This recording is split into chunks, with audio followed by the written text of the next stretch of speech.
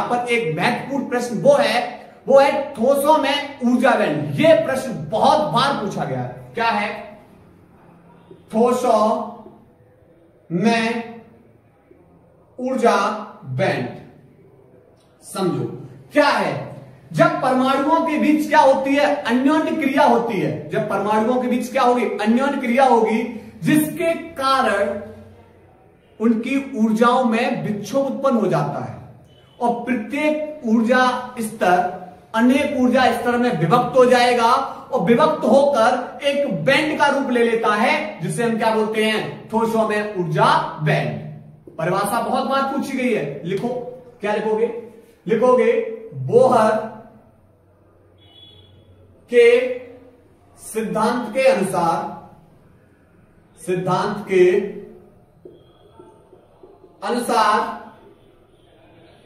जब परमाणुओं के बीच अन्योन्य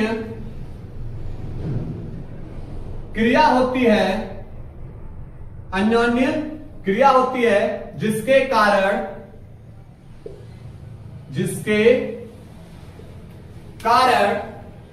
उनके ऊर्जा स्तर में विक्षोभ उत्पन्न हो जाता है और प्रत्येक ऊर्जा स्तर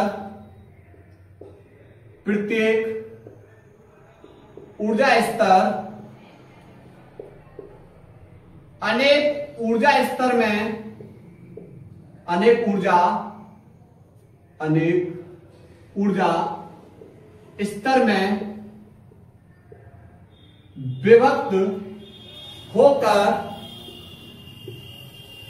विभक्त होकर बैंड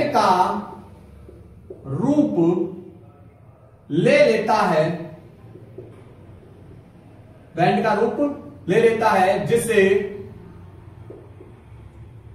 ठोसों में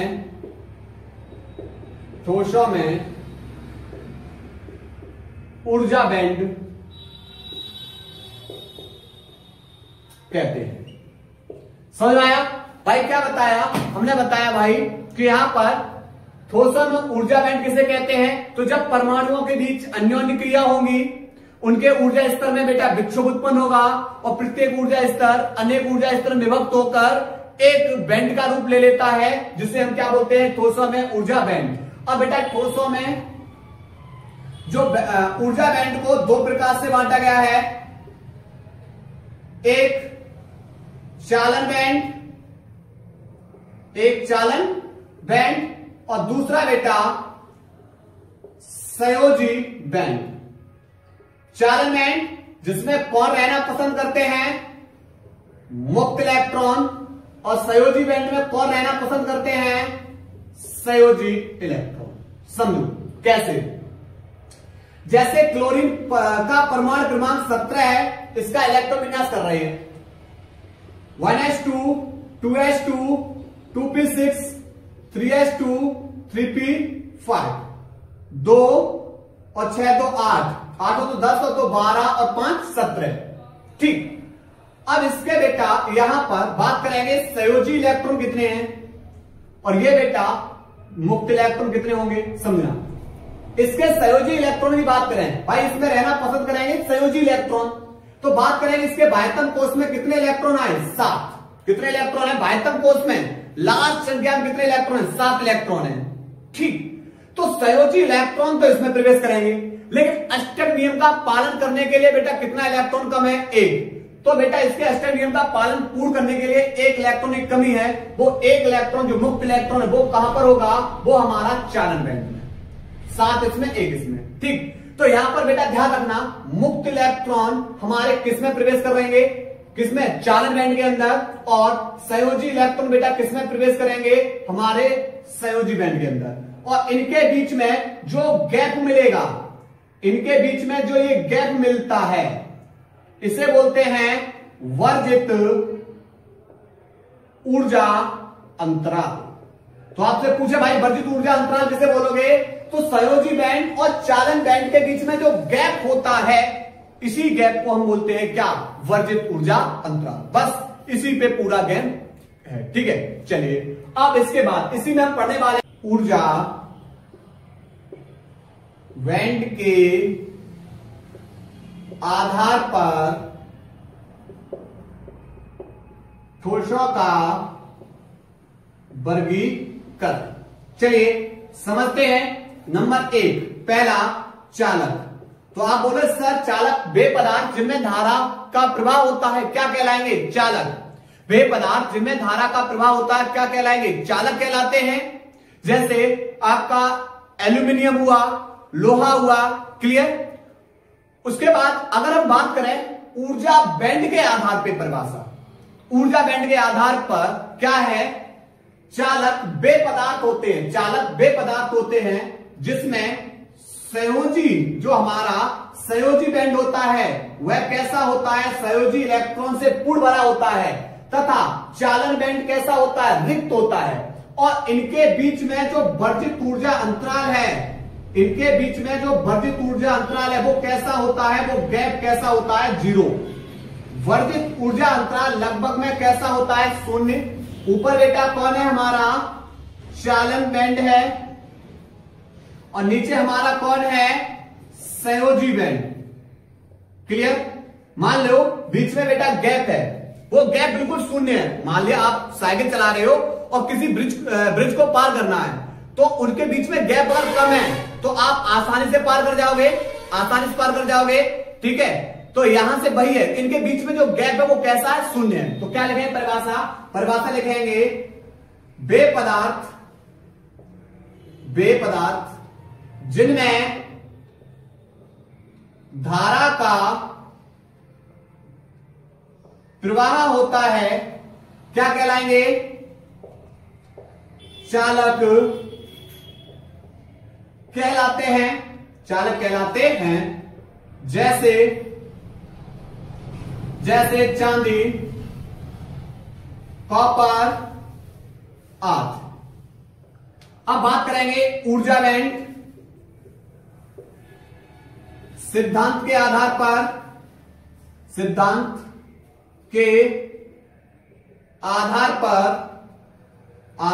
पर चालक वे पदार्थ होते हैं जिनके संयोजी इलेक्ट्रॉन पूर्ण भरे होते हैं तथा संयोजी बैंड व चालन बैंड के बीच वर्जित ऊर्जा अंतराल नगण्य होता है, क्लियर। अब बात करेंगे सेकंड बेटा, सेकंड है हमारे अचालक। सेकंड कैसा है, अचालक। तो आप अचालक की परिभाषा बहुत आसान दे सकते हो। अचालक वे पदार्थ जिनमें धारा प्रवाहित नहीं होती है, वह वे पदार्थ जिनमें धारा प्रवाहित नहीं होती है क्या कहलाएंगे, अचालक कहलाते हैं। और अगर ऊर्जा बैंड के आधार पे देखें तो ऊर्जा बैंड के आधार पे अगर परिभाषा देखेंगे तो अचालक वे पदार्थ होते हैं जिनमें बेटा जिनके संयोजी इलेक्ट्रॉन तो कैसे होंगे, पूर्णतः भरे होंगे, लेकिन जो चालन बैंड जो चालक इलेक्ट्रॉन है वो पूर्णतः कैसे होते हैं, रिक्त होते हैं।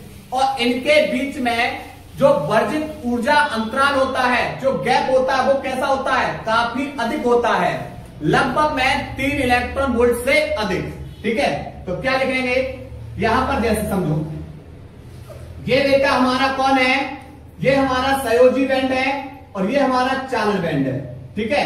एक संयोजी बैंड हो गया, ये चालन बैंड, ये है चालन बैंड जो पूर्णतः रिक्त होगा। संयोजी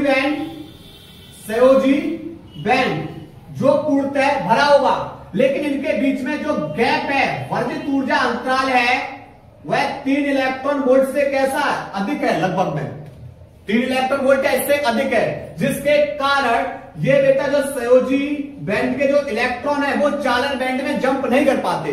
मान लिया आपको कोई ब्रिज पार करना और उसके बीच गैप ज्यादा है, तो आप बेटा पार ही नहीं कर पाओगे। ठीक, तो ये बेटा स्थिति किसकी हो जाएगी, अचालक की। तो लिखेंगे अचालक में लिखेंगे वे पदार्थ जिनमें धारा का प्रवाह नहीं होता है, अचालक कहलाते हैं। ऊर्जा वेंड सिद्धांत के आधार पर अचालक वे पदार्थ होते हैं, अचालक वे पदार्थ होते हैं जिनके संयोजी बैंड पूर्णतः भरे, संयोजी बैंड पूर्णतः भरे तथा चालन बैंड कैसे होते हैं, रिक्त होते हैं तथा इनके बीच वर्जित ऊर्जा अंतराल बहुत अधिक होता है। ठीक है, अब बेटा बच्चा आपका अर्धचालक, पहले यहां से नोट करिए, नोट करो पहले यहां तक। इसके बाद बेटा अब हम लोग पढ़ेंगे अर्धचालक को। आप इसके उदाहरण भी दे सकते हो, उदाहरण इसके जैसे कांच, अभ्रक, लकड़ी, कांच आदि। ठीक है, चलिए अब हम समझेंगे अर्धचालक को। अर्धचालक क्या है, वे पदार्थ जिनकी चालकता धातुओं से कैसी होगी, कम, और अधातुओं से कैसी होती है, अधिक होती है, क्या कहलाएंगे, अर्धचालक कहलाते हैं।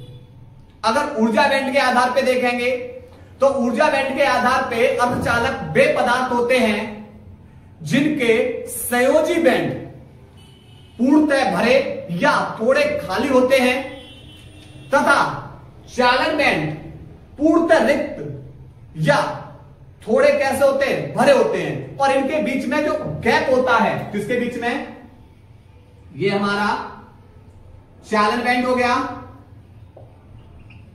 ये चालन बैंड, और ये हमारा कौन हो गया, ये हमारा हो गया संयोजी बैंड। तो इनके बीच में जो ये गैप है लगभग में बेटा 1 इलेक्ट्रॉन वोल्ट के कैसा होता है, बराबर होता है। ठीक, तो यहां पर बेटा क्या लिखा है, परिभाषा, परिभाषा लिखेंगे वे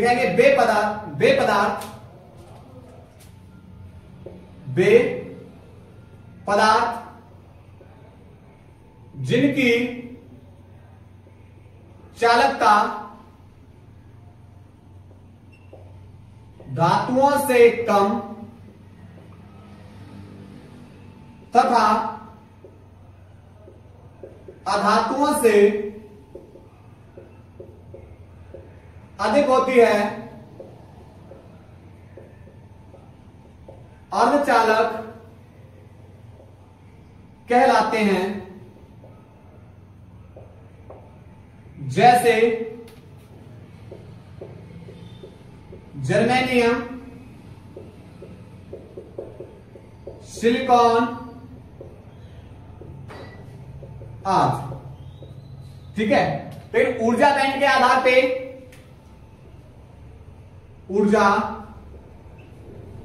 बैंड के आधार पर अर्धचालक वे पदार्थ होते हैं जिनके संयोजी बैंड पूर्णतः भरे या थोड़े रिक्त होते हैं तथा चालन बैंड पूर्णतः रिक्त या थोड़े भरे होते हैं, थोड़े भरे होते हैं। इनके बीच वर्जित ऊर्जा अंतराल, इनके बीच वर्जित ऊर्जा अंतराल लगभग 1 इलेक्ट्रॉन वोल्ट के मध्य होता है। ठीक है, तो बेटा ये हमने पढ़ लिया चालक, अचालक, कुचालक की परिभाषा। सिर्फ आपसे क्वेश्चन ये पूछा गया था, लेकिन हमने आपको बेटा शुरू से लेकर एंड तक पढ़ा दिया। चलिए नोट करो इसको।